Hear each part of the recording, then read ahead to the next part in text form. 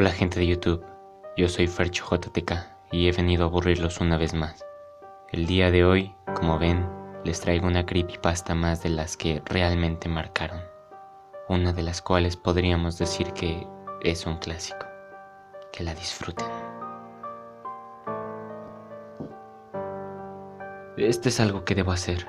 Sé que lo que me va a pasar me lo merezco. Es el mejor castigo por los crímenes que cometí. Fueron acciones tan viles, tan abominables que la muerte no sería castigo suficiente. La gente merece saber la verdad. Estoy seguro de que no me queda mucho tiempo. Recuerdo el día en el que pensamos en cometer esta abominación. Estos acontecimientos fueron una de las partes más importantes de mi vida. Se quedó grabado en mi mente para el resto de mi existencia. Cogí un taxi para llegar allí, un viaje de 13 marcos. Bajé del taxi y contemplé el lugar. Ese no se podría considerar el barrio más bonito de Berlín, pero allí era la reunión. Yo era un joven científico. Empecé a trabajar para el gobierno hacía 6 años, unos días antes de que Polonia fuera invadida. Yo tenía un laboratorio independiente, pero cuando recibí esta invitación no podría haberme negado. Por fin un presupuesto a la altura de mis ideas.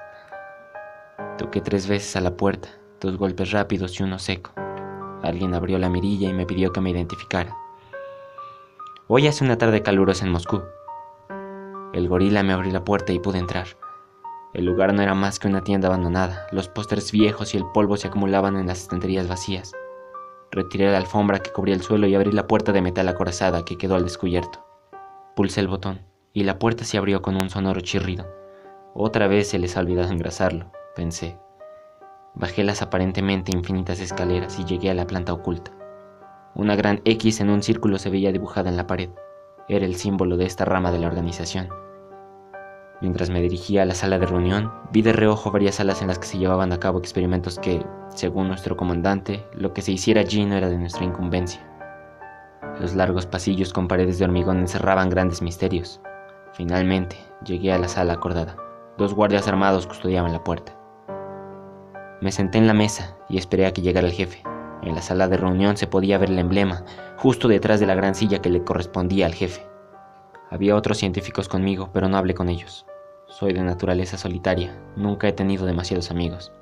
Solo hablaba cuando era necesario, y no conocía mucho a la gente con la que me tocaba trabajar, aunque tampoco es que le pusiese mucho empeño. Cuando llegó el jefe, mis compañeros ya estaban sentados. Bien, como seguramente sabrán, la guerra no va a nuestro favor.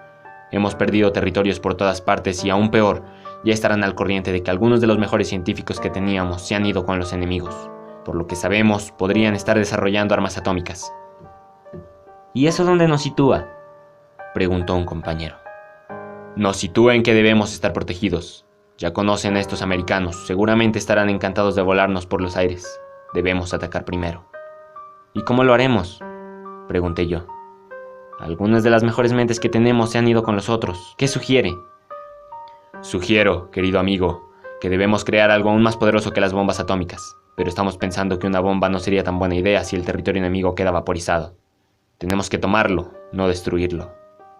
¿Y cómo espera conseguir eso? La respuesta más apropiada debe ser humana. Señor, con todos mis respetos, andamos escasos de hombres, repuse. Pero, ¿y si tuviéramos un hombre que equivaliese a un pelotón?, preguntó él de forma retórica. Perdone, señor, pero no lo entiendo, contesté yo confuso. Desgraciadamente, la evolución va demasiado despacio, pero si consiguiéramos la manera de crear al soldado perfecto, la guerra acabaría en cuestión de semanas. ¿Un qué? Eso es ciencia ficción. Por eso les he traído aquí, caballeros. Ustedes son los únicos que pueden convertir la ciencia ficción en ciencia. Por eso he decidido clausurar temporalmente sus proyectos actuales para que centren sus esfuerzos en este trabajo. En ese momento no sé cómo me sentí. En parte creía que mi jefe estaba loco, que nuestra derrota aparentemente inmediata le había hecho perder un tornillo. Pero también me sentí emocionado ante la idea de llevar a cabo tal proeza. Durante el resto de la reunión, el jefe nos explicó cómo iba a organizar los grupos y cómo se iba a ampliar el escaso presupuesto a este experimento, mientras que se reducía el dinero utilizado en fuerzas convencionales. Fui declarado parte del proyecto y me pusieron junto a unos científicos a los que conocía solo de vista. El jefe dijo que supervisaría el proyecto personalmente. Pasaron las semanas y los meses. Poco a poco íbamos consiguiendo resultados. Sabíamos cómo hacer al sujeto más fuerte, más rápido y más resistente. También hallamos cómo hacerle inmune a venenos, enfermedades e incluso a la radiación, ya que nuestro temor de que los aliados estuvieran desarrollando armas nucleares iba acrecentando a medida que pasaba el tiempo. Un día el jefe me convocó a su despacho. «Disculpe, señor, ¿para qué quería verme?», pregunté algo temeroso. Como supervisor del proyecto 84B, ya sabrá que estoy al corriente de cómo van las investigaciones, ¿verdad? Sí, señor. ¿No lo estamos haciendo bien? A eso iba. Verá, en la teoría vamos bien, pero en la práctica... No creo que nuestros enemigos huyan ante nuestros planos y proyectos. Necesito un sujeto de pruebas real, ¡ya! Pero, señor, dije con un tono temeroso, nadie se ha presentado voluntario para el proyecto, y si no es voluntario, corremos el riesgo de que utilice sus habilidades para matarnos. Ese hombre me daba miedo. Había sido elegido a dedo por el mismo Hitler, y se rumoreaba que lo había elegido por sus antecedentes. Se decía que secuestraba personas y trataba de mejorarlas mediante crueles experimentos. Por eso sentí un nudo en el estómago en el momento en el que lanzó en aquella reunión la idea del supersoldado. Bueno, contestó él. En caso de que no encuentre un sujeto de pruebas voluntario, se le considerará a usted como voluntario. Salí de allí completamente pálido. Hablé con mis compañeros y les expliqué que debía ausentarme debido a que tenía que encontrar a un sujeto. Busqué por todo Berlín. Visité todas las tabernas, todos los campamentos, busqué entre todos los soldados. Nadie quería ayudarme. Les ofrecí dinero, trabajo, un lugar seguro para ellos y sus familias. Pero desde el soldado más valiente hasta el mendigo más desesperado, todos rechazaban mi propuesta.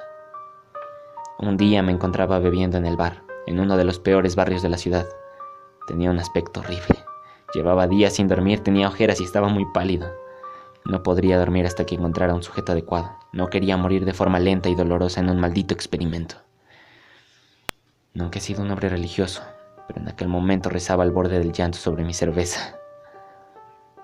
Y Dios escuchó mis plegarias. Al levantar la cabeza le vi. Llevaba un mono de soldado destrozado y su cara no tenía mejor aspecto. No estaba borracho, pero la tristeza se reflejaba en sus ojos. Más que tristeza era agonía.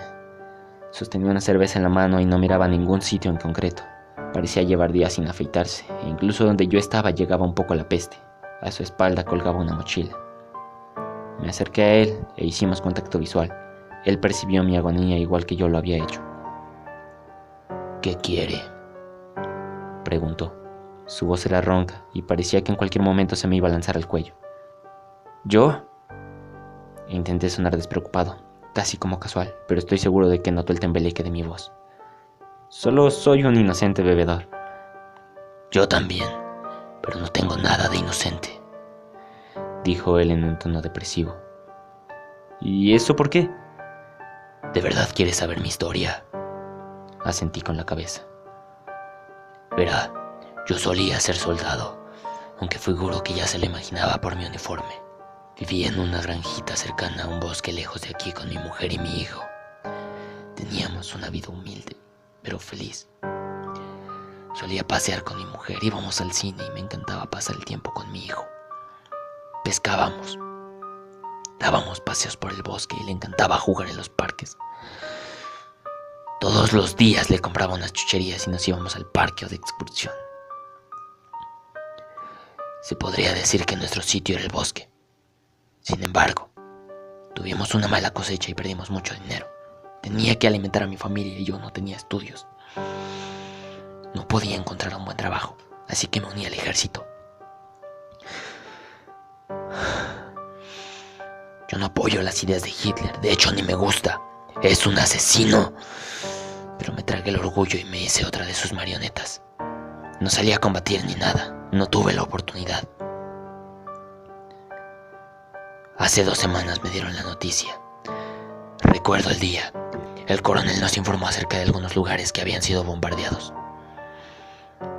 Para este punto, ya no podía escuchar su voz. Aún al recordarlo, siento un nudo en la garganta. El color de mi piel cambió cuando oí que donde se ubicaba mi granja estaba en la lista.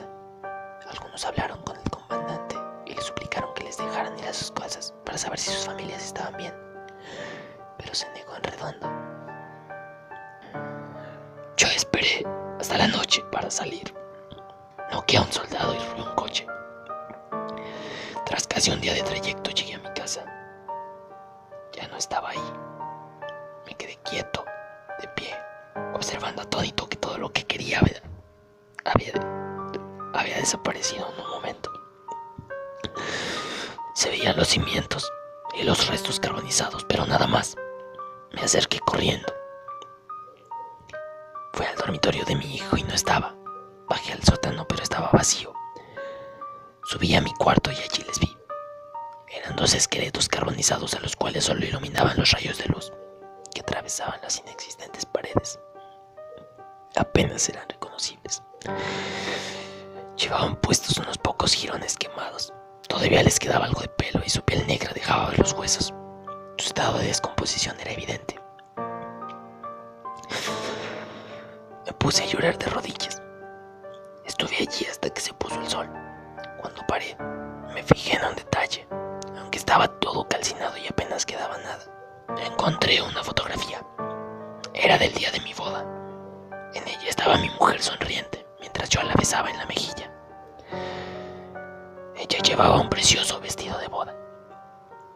Yo tenía un traje negro, el cual había sido hecho a mano por mi anciana madre costurera. Una lágrima salió de mis ojos. Resbaló por mis mejillas y cayó en la fotografía. Estando de rodillas, vi un destello debajo de la cama. Era un baúl de metal, y yo sabía de sobra qué contenía. Lo saqué y lo abrí. Era un milagro que estuviera entero. Mi traje negro de boda seguía allí, intacto. Lo metí en la mochila que ahora ve y me fui lejos de ese lugar. Lo único que había ahí eran recuerdos. Y eso puedo llevarlo a donde sea.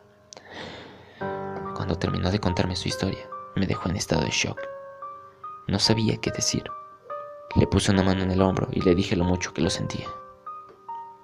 Si no me suicido, Continuó. no es porque sea un cobarde, sino porque no quiero morir de forma inútil, aunque supongo que la muerte es lo único que puedo esperar de la vida.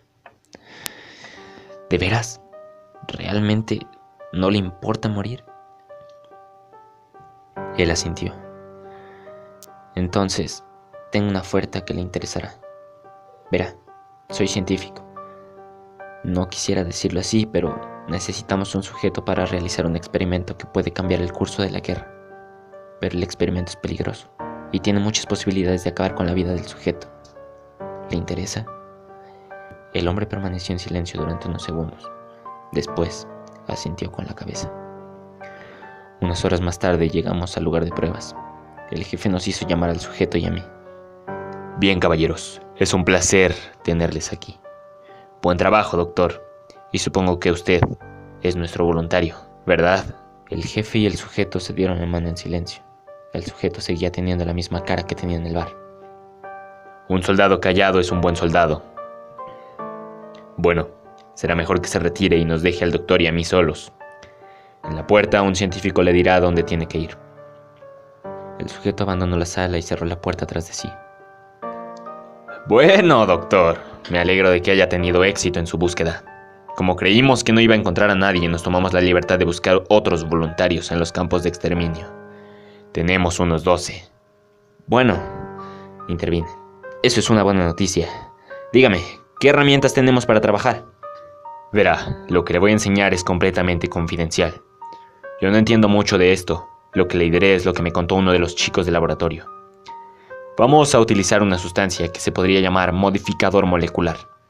¿Cómo? Sí, un modificador molecular. Es un poco complicado, pero le permite al sujeto modificar las células de su cuerpo a su voluntad. Podrá elegir a la velocidad a la que sus células se reproduzcan.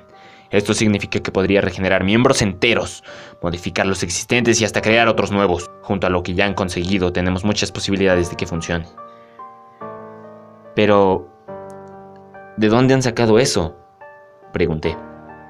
No es de tu incumbencia, joven, dijo él con frialdad. Prosigamos. Creo que esta sustancia puede ser muy peligrosa para una persona que no cumpla con las condiciones físicas y sobre todo psicológicas. no sabrá cómo controlarse y perecerá inmediatamente. Entonces supongo que debemos entrenar a los sujetos de prueba. No, doctor. Solo hay un sujeto de prueba, el que trajo usted. ¿Pero qué hay de los 12 de los que me había hablado hace un momento? Mi joven amigo, esos eran para descubrir de qué era capaz el modificador. Gracias a ellos sabemos la voluntad que requiere y las condiciones físicas ideales. Así que están todos... ¡muertos!, concluyó la frase. Bueno, ahora quiero que se ponga de acuerdo con los ingenieros y aprenda cómo puede hacer que la fórmula no sea letal. Durante el siguiente par de meses no hice otra cosa sino trabajar. Aprendí a configurar la fórmula para hacer que se pudiera usar sin matar al sujeto. Ayudé a los ingenieros a construir la máquina en la que los administramos. El sujeto, nunca aprendí su nombre, así me afectaría menos su muerte o su destino. Fue obligado a consumir una dieta estricta y a hacer mucho ejercicio. Pronto consiguió una forma física formidable, pero mentalmente seguía hecho polvo. No importaba qué estuviera haciendo, siempre llevaba a todas partes su traje negro de boda. Incluso se acostaba con él. Ni sabía si se lo quitaba para ducharse. No hablaba.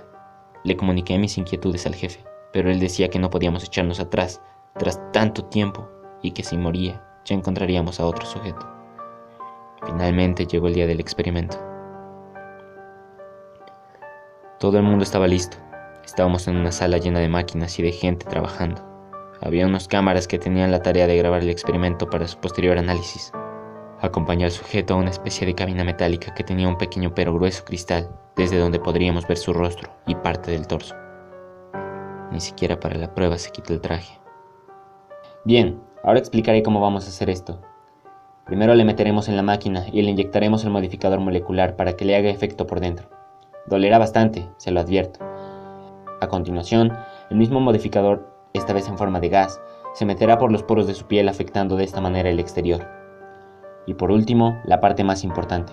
Para que esto funcione tendremos que desarmarle, por así decirlo, con unos rayos de energía que saldrán de las paredes.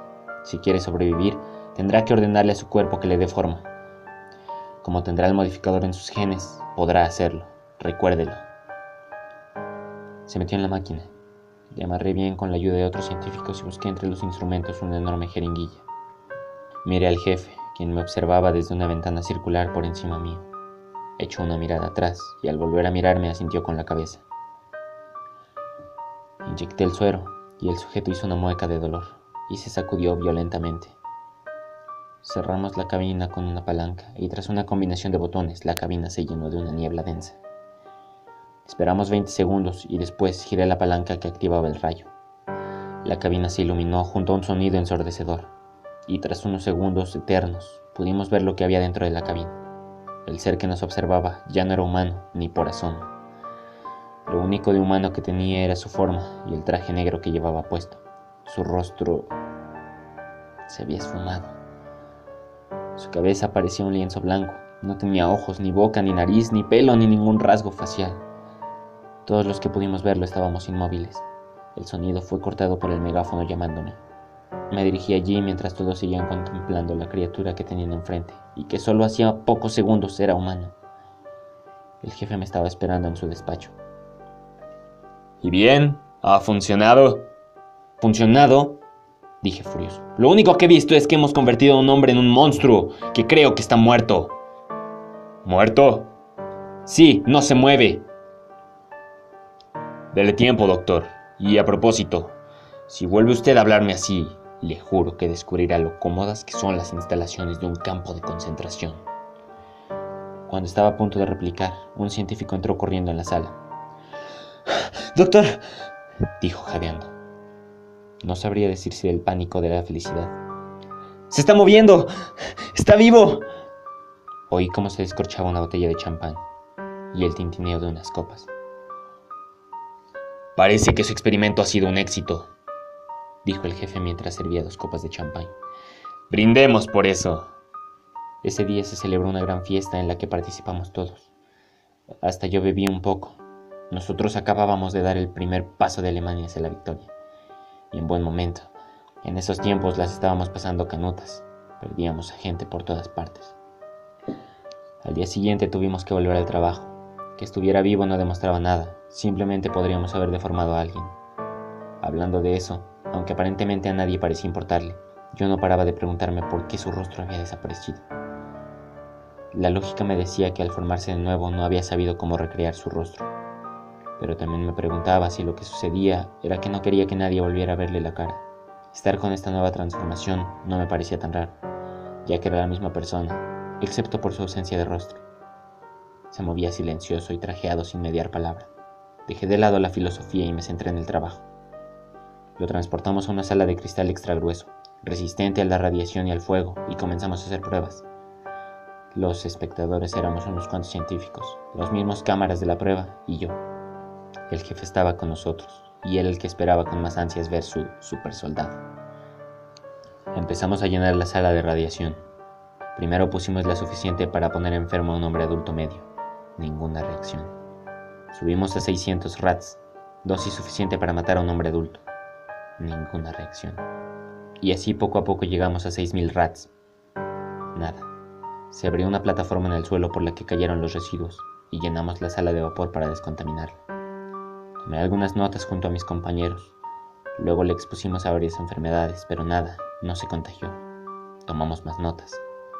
Durante todas las pruebas el sujeto permaneció inmóvil, observándonos, aunque eso era imposible. El cristal estaba diseñado de alguna manera que nos permitía verle a él, pero no él a nosotros. Decidimos pasar al combate. Trajimos a una persona con una bolsa en la cabeza y la metimos en la sala. Se la quitó, y al ver a la criatura empezó a gritar. Golpeó las paredes y trató de escapar, pero la criatura cada vez se le acercaba más y más. Lo que sucedió a continuación nos dejó helados. De su espalda salió un tentáculo que atravesó al hombre por el estómago. Después salió otro más, y atravesó al hombre por el pecho y con el esfuerzo con el que se parte una rama seca, rompió al individuo por la mitad. Uno de los cámaras empezó a vomitar, mientras los demás observábamos cautivados y aterrados al mismo tiempo. El jefe, con una ligera sonrisa, dijo que este combate no había sido muy justo, por lo que dijo que teníamos que organizar una pelea más justa. En la sala entró un soldado con un machete y al ver al monstruo se lanzó sobre él. Le cortó un brazo y del muñón salió una sustancia negra parecida a sangre. El ser convirtió la mano que le quedaba en garras con las cuales le rajó la cara al soldado y después de un rápido movimiento le abrió el estómago y sacó sus órganos, dejando el suelo completamente empapado de sangre. Cuando acabó con el soldado, ante nuestros incrédulos ojos hizo que su brazo volviera a crecer. El jefe sonrió y dijo que deberíamos aumentar el nivel de la apuesta. En la sala entró un hombre armado con una pistola. El hombre, nada más verlo, le hundió 3 disparos en el pecho y le voló parte de la cabeza. A todos se nos encogió el estómago al ver el fruto de nuestro esfuerzo caer al suelo. El hombre se puso a gritar diciendo que ya había cumplido su parte del trato y que ahora debían dejarle irse. De repente se cayó y empezó a escupir sangre por la boca. Miramos a su pecho, estaba atravesado por un tentáculo. El ser levantó a su ahora indefensa víctima, acercó su cara contra la suya y el hombre vio cómo el agujero de su cara se cerraba. La víctima dejó de patalear y el ser lo tiró con fuerza contra la pared. Quedamos todos en silencio. Mediante un vapor que salió de las paredes se obligó al ser a volver a su jaula y pasaron varias personas a limpiar la sangre y a recoger a los cadáveres en bolsas negras. El jefe no podía estar más orgulloso. Por fin había creado lo que quería, una máquina de matar perfecta que no sentía piedad, que era casi indestructible. Tal era su estado de ánimo, que incluso nos dio una bonificación salarial ese día. Más tarde, mis compañeros y yo nos reunimos en su despacho para hablar sobre los resultados del experimento. Caballeros, no podría estar más orgulloso. Por fin lo hemos conseguido. Ahora nada podrá detenernos. Señor, hay que hacer más pruebas. Lo hemos visto actuar, pero todavía tenemos que verle trabajar en espacio abierto. No es lo mismo matar a alguien en una sala pequeña e iluminada que en un oscuro bosque, dije yo. Bueno, tiene razón. Tenemos que preparar una prueba en el exterior. Y a propósito, ¿cómo van a hacer que esa cosa entre o salga sin matar a nadie? Esa es una buena pregunta, intervino un científico. Por suerte, ya he pensado en ello. He diseñado un collar eléctrico, por muy indestructible que sea. Esto le producirá suficiente dolor como para noquearlo. Una descarga de esta preciosidad alargada a 30 segundos es lo bastante potente como para matar a un hombre adulto. Este tipo me ponía nervioso. Parecía disfrutar demasiado con su trabajo, mientras que yo todavía seguía reflexionando de dónde habían sacado a esos pobres hombres a los que la criatura había asesinado hacía solo unos minutos. Perfecto. dijo el jefe sonriente. Me alegra ver que alguien piensa en todo. ¿Y qué terreno vamos a usar?, pregunté yo. Un área perteneciente a un bosque. Vallaremos el perímetro establecido y colocaremos torres de vigilancia por toda la zona, desde las que se nos informará de cada paso que dé. A la noche del día siguiente todo estaba preparado y junto con mi equipo fui al despacho del jefe, desde donde escucharíamos las transmisiones. En su despacho había bastantes equipos de radioaficionado, unos 6, uno por cada vigilante. Cada equipo tenía un nombre encima que explicaba dónde se localizaba cada torre. Había una en el extremo sur, otra en el extremo norte, otra en el extremo este, otra en el extremo oeste, otra en el centro norte y otra en el centro sur. El vigilante del extremo sur llamó para informar de la correcta colocación de la criatura en el área.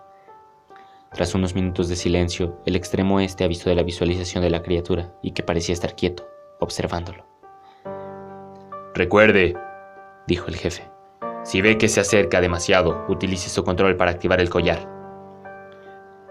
Durante unas horas no pasó nada, solo recibíamos transmisiones que informaban si veían al ser. Todos coincidían en que era extremadamente rápido y se escondía en los árboles con muchísima facilidad. Varias veces los vigilantes tuvieron que activar el electrocollarín cuando se ponían nerviosos, y todos informaban de la desaparición de cualquier signo de vida animal minutos antes de divisar a la criatura. Le gustaba matar. Sin embargo, una transmisión fue algo inusual. Provenía del puesto localizado en el centro norte. Nos informó que cerca de su puesto de vigilancia había un parque de juegos y que la criatura se encontraba en él. Estaba enfrente de los columpios, observándolos. A continuación, en palabras del vigilante, «Creo que está llorando». Pude leer la expresión de incredulidad de mis compañeros instantáneamente, que seguro que yo también tenía. El jefe se adelantó al micrófono y preguntó con un tembleque en la voz, ¿Puede repetir eso? No creo que lo hayamos oído bien. Señor, está sollozando, está de rodillas con la cabeza baja y temblando. Yo comencé a pensar e intentar encajar las piezas. Recordé nuestra primera conversación. Entonces lo comprendí. Estaba recordando a su hijo. En parte era humano. Aquella cosa seguía pensando, era inteligente. No estábamos experimentando con un animal, sino con un hombre. Todo estaba mal. Acababa de darme cuenta de que era tan malvado como el jefe, tan vil y despreciable como ese cabrón.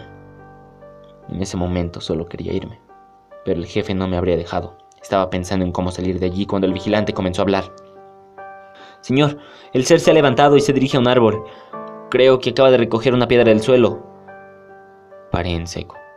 Todos guardamos silencio escuchando lo que estaba sucediendo. Está dibujando algo, creo que es un círculo con una X dentro. Parece nuestro emblema. Esta era la prueba definitiva de que era inteligente. Su celda tenía grabado el emblema en la puerta. Si podía recordar, podía pensar. Y si podía pensar, usando sus habilidades sería capaz de matarnos a todos. Pero no hizo nada más. El vigilante informó de su desaparición.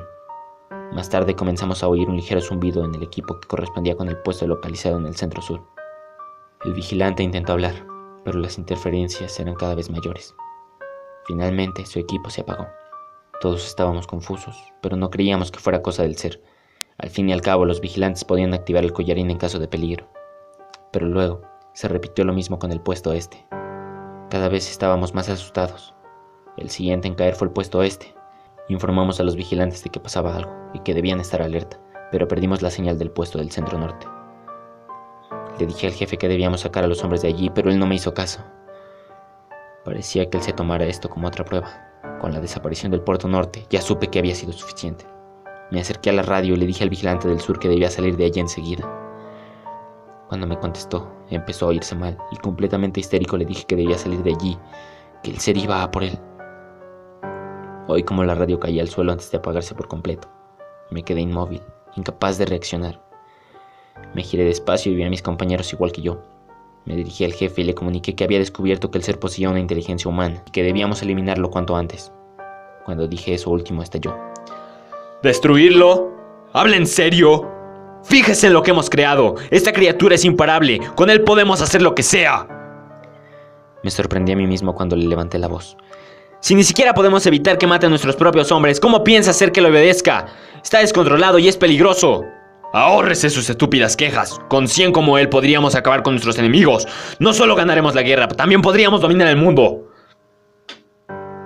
Cuando dijo eso me convencí de que estaba loco. Estaba a punto de decírselo en la cara cuando uno de mis compañeros dijo: Señor, creo que deberíamos enviar a alguien que lo encuentre. Si se escapa... Tiene razón, dijo el jefe recuperando su impasibilidad habitual. Enviaré a unos cuantos hombres inmediatamente. En cuanto a usted, dijo dirigiéndose a mí, lo mejor será que se tome un descanso para reflexionar, aunque si prefiere la alternativa. Sabía de sobra en qué consistía la alternativa, y no era perder mi trabajo. Se me concedió un retiro de 1 semana, la cual pasé sin salir de casa. Estaba convencido de que el ser había escapado, que me seguía y que estaba al acecho. En la soledad de mi hogar, tuve tiempo de plantearme cuestiones morales. Sabía que lo que estaba haciendo estaba mal, pero no lo dejaba por miedo, por mi estúpido miedo. Antes de poder llegar a una conclusión, pasó el plazo y tuve que volver a ese lugar de mala muerte. Cuando volví al laboratorio, pude comprobar para mi alivio que la criatura había sido recapturada. Estaba contenida de nuevo en su celda, según me dijeron. Sentía curiosidad acerca de cómo habían logrado recapturarlo, y uno de mis compañeros me puso al tanto de todo. Al parecer habían enviado un pelotón de 30 hombres, de los cuales solo regresaron 7, aunque con el ser. Según los supervivientes, el bosque estaba repleto de árboles marcados con nuestra insignia. Buscaron en los puestos de vigilancia en busca de los hombres, pero estaban completamente desiertos. No había rastro de cadáveres. A medida que pasaba el tiempo, un miembro del pelotón parecía desvanecerse sin dejar más que su arma en el suelo. Los hombres divisaron al ser repetidas veces, y al mero contacto visual disparaban debido al pánico. Pero una vez que se desvanecía el humo de las armas, el ser había desaparecido. Finalmente consiguieron divisarlo y activaron el collar en vez de disparar. A continuación, mientras el ser estaba tumbado en el suelo, le hundieron una ráfaga de tiros, incapacitándolo lo suficiente como para poder meterlo en una jaula especial y transportarlo en helicóptero a la base. El jefe, al parecer, se tomó la captura de la criatura como otra prueba. Ese hombre cada vez me daba más asco. Incluso aunque fueran sus propios hombres los que habían muerto, a él parecía no importarle. La verdad es que a veces fantaseaba con soltarlo con el monstruo para que experimentara lo que sus pobres personas habían vivido. Fui convocado por el jefe y tuve que ir a su despacho. Allí me recibió con una cara completamente seria. ¿Le ha servido ese retiro temporal para aclarar sus ideas? Sí, mentí. Me ha venido bastante bien y creo que ya pienso con un poco más de claridad. Bien, me alegro que nos entendamos. Ahora debe de saber que ya estamos listos para usarlo. ¿Han aprendido a controlarlo? No, eso llevaría demasiado tiempo. Ahora hemos trazado el plan de soltarlo en las líneas enemigas y que siga su propia naturaleza. Ante su naturaleza, nuestros enemigos no sabrán cómo enfrentarse a él, y el miedo es el sentimiento más contagioso que existe. Pronto podremos crear más como él. 100 como este garantizará nuestra victoria. Pero, una vez que hayamos ganado, ¿cómo les venceremos? Por muy fuertes que sean, no podrán con un enemigo que les conoce. ¿Para qué quería verme? Hizo bien con el primer sujeto. Quiero que encuentre más.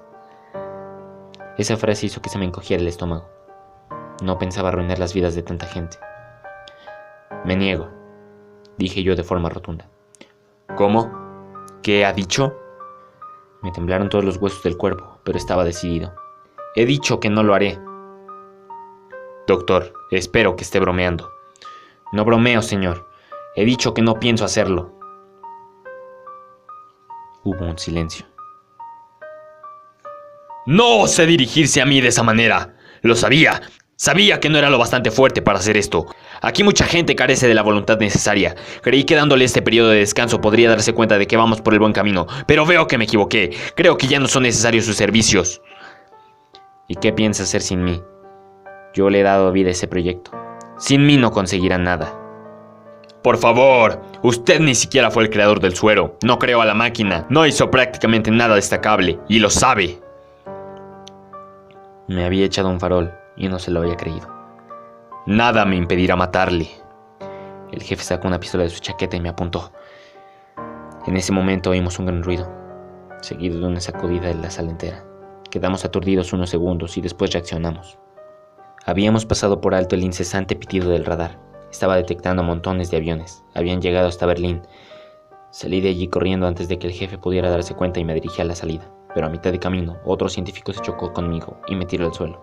Parecía aún más asustado que yo. Gracias a Dios que estás aquí, dijo él. Tenemos que salir de aquí ahora mismo. ¿Cuántas explosiones puede aguantar este búnker? El peligro no está ahí afuera. Esas malditas explosiones han roto la jaula donde teníamos el experimento. Me quedé completamente paralizado. Mi compañero tiró de mí al tiempo que exclamaba que teníamos que salir de allí. Me recuperé del shock y estaba listo para salir cuando retumbó otra explosión. Pocos segundos después las luces comenzaron a tintinear hasta apagarse. Se encendieron unas pocas luces de emergencia, pero aún así la oscuridad era bastante densa.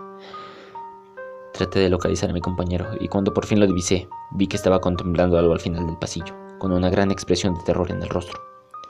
Miré hacia lo que estaba observando, y cuando mis ojos se acostumbraron a la oscuridad pude ver una silueta muy alta sosteniendo a un científico con una sola mano. Me fijé mejor y vi que en realidad el científico estaba atravesado por el brazo de la criatura. El instinto sustituyó al razonamiento.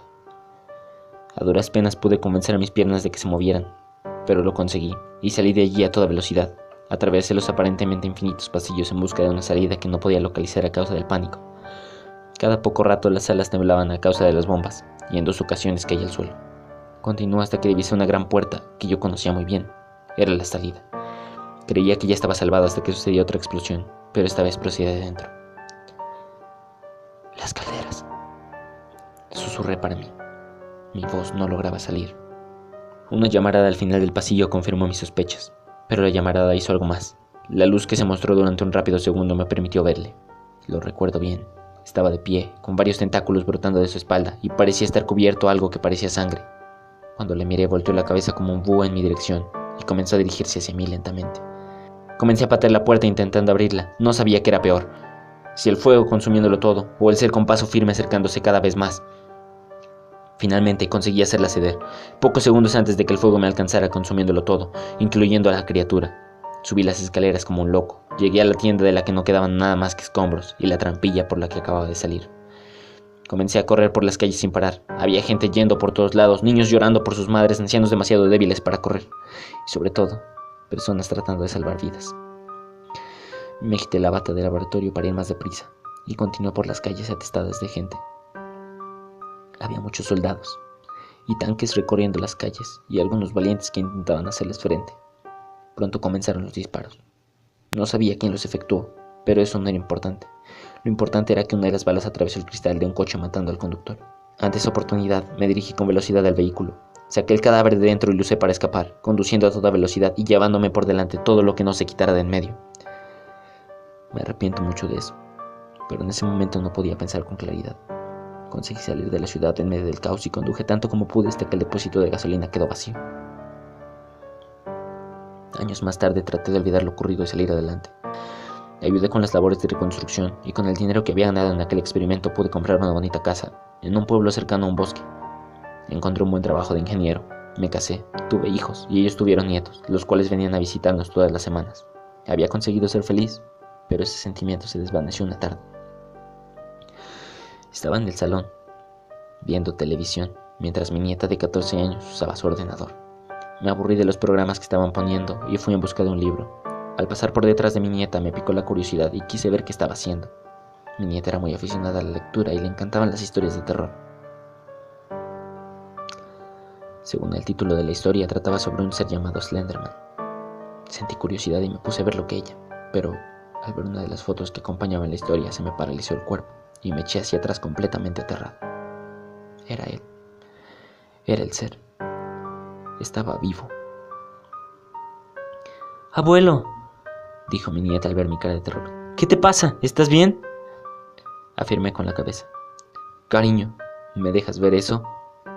Pregunté intentando sonar lo más natural posible. Claro, míralo, si quieres, contestó ella un poco sorprendida. Leí la historia y me sorprendió aún más. Hablaba de todo, su traje, su ausencia de rostro, su relación con los bosques, su preferencia por los niños. Supongo que eso era debido al recuerdo de su hijo. Incluso mostraba el símbolo de mi antigua organización como su marca. Me excusé y me fui a mi cuarto. Esa noche las más terribles pesadillas se agolpaban en mi mente, todas relacionadas con ese monstruo. Supe que mi fin había llegado hace pocos días. Salí a tomar un poco al aire del bosque colindante con la casa hace 2 días, y en uno de los árboles pude verlo. ese maldito símbolo. Desde entonces no he vuelto a salir de casa. Me paso aquí todo el tiempo y no permito a mi familia que venga a visitarme. Están preocupados, pero no quiero que les pase nada malo. De hecho, le he visto, a través de las ventanas. Está allí, en el bosque, riéndose de mí, y cada vez más cerca. Ya han desaparecido 2 niños en el bosque. Escribo esto desde mi cuarto. Cada vez que miro la ventana lo veo entre los árboles. No me atrevo a moverme. Creo que él disfruta con mi miedo. Sé que mi muerte se aproxima y es cada vez más cerca. Me lo merezco. Yo creé a este ser y no me merezco otra cosa. La guerra acabó con su espíritu y nuestro experimento acabó con eliminar todo vestigio de la bondad que recibí en su corazón. Es curioso. Durante toda esta historia no le he puesto nombre. Nunca me preocupé por hacerlo. Ahora sé que mi muerte será a manos del ser conocido como Slenderman.